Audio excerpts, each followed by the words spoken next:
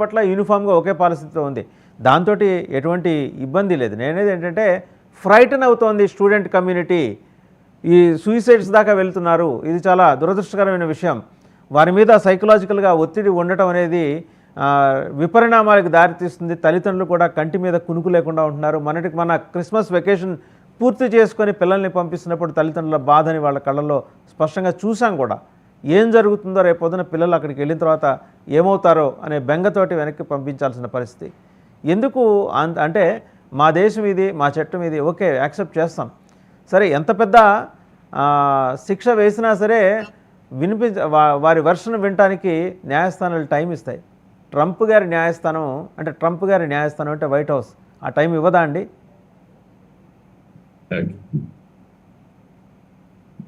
అందరికీ నమస్కారం అండి.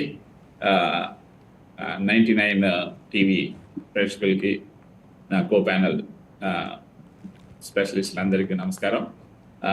వాసు గారు, ఇక్కడ 2 విషయాలండి. ముందు చాలా క్లారిటీతో మీడియాని రిక్వెస్ట్ చేసేది, గవర్నమెంట్ని కూడా మనం చెప్పాల్సింది ఏంటంటే దీన్ని విడగొట్టాలి.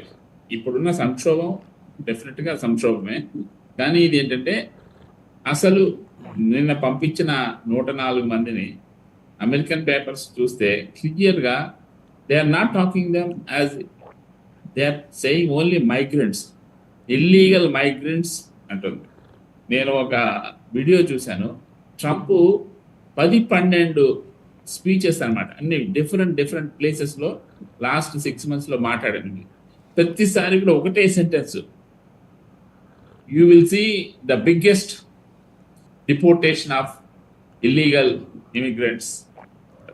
ఇప్పుడు పంపించిన వాళ్ళంతా కూడా, ఇప్పుడు ఈవెన్ ఈ 18,000 మంది కూడా దే ఆర్ బేసికల్లీ మైగ్రెంట్స్ అండి. వాళ్ళు ఆల్రెడీ పట్టుబడి జైళ్లలో ఉన్నవాళ్ళు. ఒక మైగ్రెంట్ని, ఇల్లీగల్ మైగ్రెంట్ని వాళ్ళు అరెస్ట్ చేస్తే దాదాపు నెలకి $6,000 ఖర్చు అవుతుంది వాళ్ళకి. అంటే అతనికి ఇచ్చే తిండి బట్ట కాకుండా ఆ సెల్ మెయింటైన్ చేయడానికి ఉన్న కాప్స్, ఆ superintendents, jailers, whatever salary. So యావరేజ్న ఒక మైగ్రెంట్ని, అంటే ఇల్లీగల్ మైగ్రెంట్ని డిటెన్షన్ చేసిన వాళ్ళందరినీ పంపిస్తానని చెప్తున్నాడు.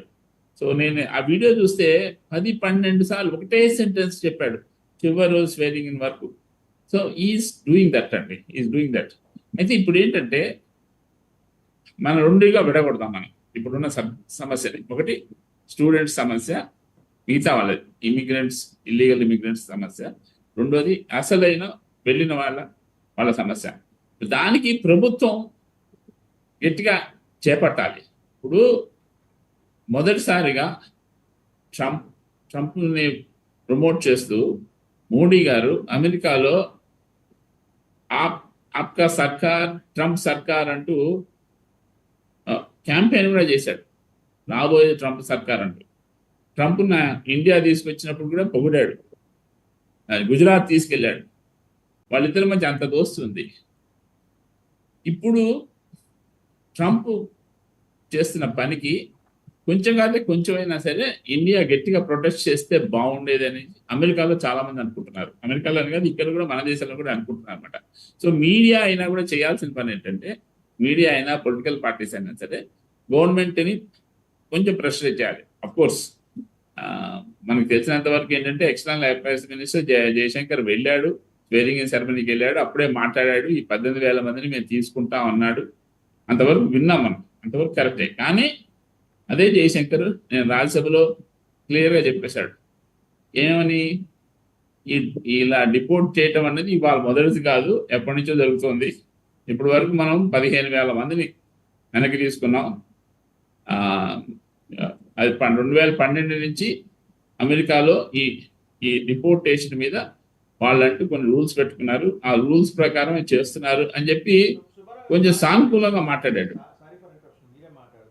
ఒకసారి హిస్టరీలోకి వెళ్తే కనుక సుష్మా స్వరాజ్ గారు విదేశాంగ వ్యవహారాల శాఖ మంత్రిగా ఉన్నప్పుడు ఇటువంటి క్రైసిస్ వచ్చినప్పుడు ఆవిడ అడ్రస్ చేసిన తీరుని గమనిస్తే ఎంత క్విక్గా యాక్షన్లోకి దిగారు. వాళ్ళదే బీజేపీ గవర్నమెంటే, మరి ఆవిడ బీజేపీ నుంచే గెలిచారు, ఎక్స్టర్నల్ అఫైర్స్ మినిస్టర్ ఉన్నారు. ఇప్పుడు ఎందుకు స్లో డౌన్ అయింది, ప్రాసెస్ ఎందుకు స్లో డౌన్ అయింది? ఈ రెండు ప్రశ్నిస్తున్నారు, ఈ రెండింటిని కంపేర్ చేసి ప్రశ్నిస్తున్నారండి జనం. నిజమండి. అసలు ఇప్పుడు యాక్చువల్లీ మోడీ గారు ఎంత అవుట్ ఆఫ్ ద వే వెళ్ళి, అంటే నాకు తెలిసి ఒక ప్రధానమంత్రి ఇంకో దేశంలోకి వెళ్ళి ఎలక్షన్ ముందర రాబోయేది ట్రంప్ సర్కార్ అని చెప్పి అనటం అనేది ఇంతవరకు జరగల.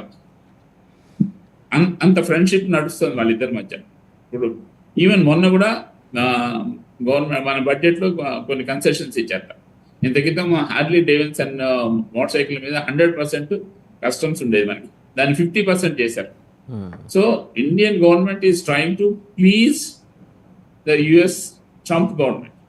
అంటే ఇప్పుడు మన అంతే కదా, మన 1వ తారీఖు ఫిబ్రవరి 1వ తారీఖు సీతారామన్ బడ్జెట్లో, సీతారామన్ బడ్జెట్లో they have given concessions to American products. So ఇంత ఫ్రెండ్షిప్ ఉంది, వీళ్ళు గట్టిగా చేస్తే అట్లీస్ట్ కొంచెం తగ్గుతుంది. ఇది ఇల్లీగల్గా అక్కడున్న మైగ్రెంట్స్ వాళ్ళ డిపోర్టేషన్ సంబంధించిన వరకు మనం అనుకోవచ్చండి. మనం ఒక చిన్న ఎగ్జాంపుల్ తీసుకున్నాం. ఇప్పుడు ఇజ్రాయెల్ ప్రైమ్ మినిస్టర్ నెతన్యాహు మన ట్యూస్డే నాడు కలిశాడు ట్రంప్ని. నాకు ఈ కష్టాలు వచ్చాయని చెప్పాడు. వెంటనే ట్రంప్ రియాక్ట్ అయ్యాడు. రియాక్ట్ అయ్యి ఇంటర్నేషనల్ క్రిమినల్ కోర్ట్ ఐసీసీ వాళ్ళు ఏం చేశారు, అంత క్రితమే ఇజ్రాయెల్ మీద వాళ్ళు ఇజ్రాయెల్ ప్రైమ్ మినిస్టర్ మీద అరెస్ట్ వారెంట్ డిక్లేర్ ఇచ్చారు. అరెస్ట్ వారెంట్ ఇవ్వడం చాలా తప్పు అని చెప్పి ట్రంప్ ఒక ఎగ్జిక్యూటివ్ ఆర్డర్ వెంటనే థర్స్డే నాడల్లా హీ గేవ్ అన్ ఎగ్జిక్యూటివ్